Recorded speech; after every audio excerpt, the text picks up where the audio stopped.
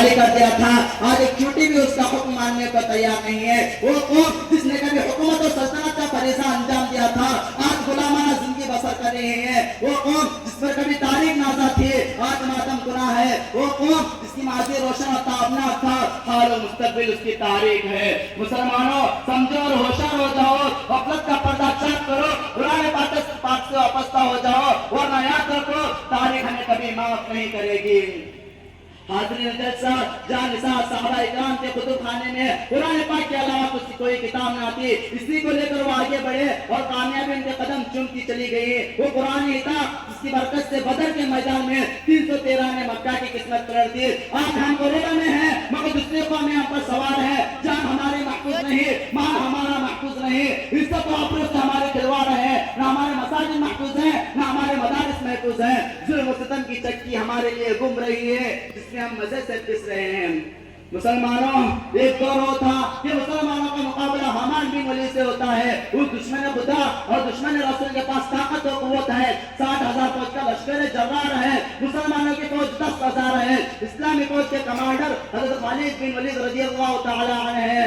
मुसलमानों को उसका इल्म नहीं कि दुश्मन के पास कितनी फौज है। मुशावरा होता है, खालिद बिन वलीद रज़ियल्लाहु तआला अन्हु से कहा जाता है कि आप 300 आदमी लेकर जाएं और पता लगाएं कि दुश्मन की फौज कहाँ है, उसकी तादाद कितनी है और उसके पास सामान हर्ब क्या है।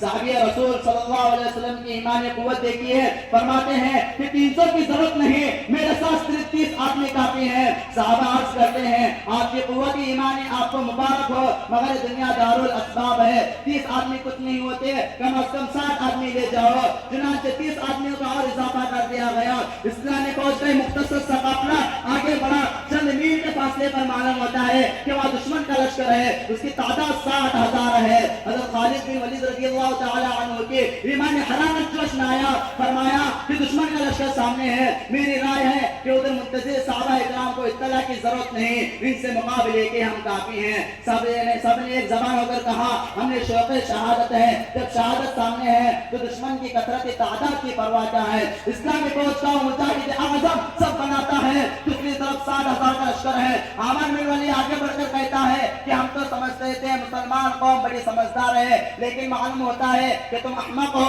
60,000 से लड़ने के लिए 60 आदमी लेकर आए हो।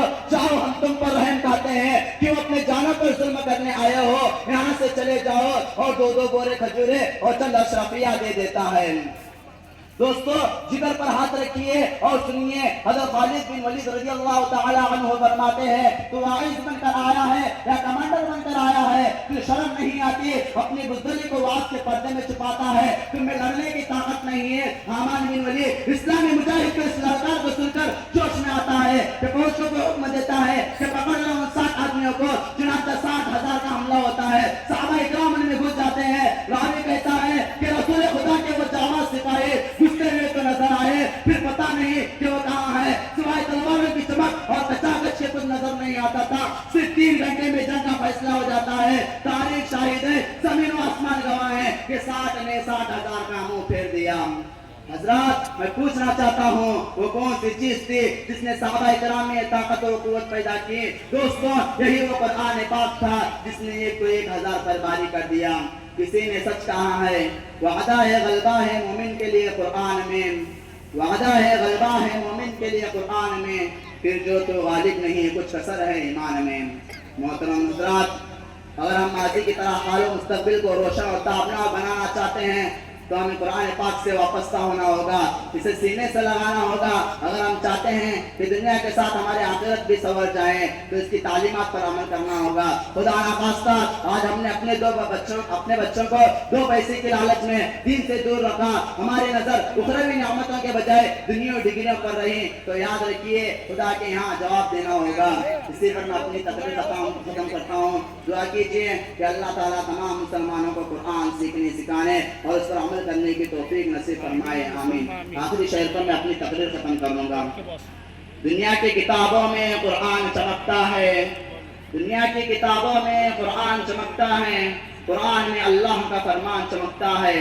मामूल बना ले जो कुरान की तिलावत को, मामूल बना ले जो कुरान की तिलावत को, अल्लाह के नजर में वो इंसान चमकता है। वमा अलैना इल्लल बलाग।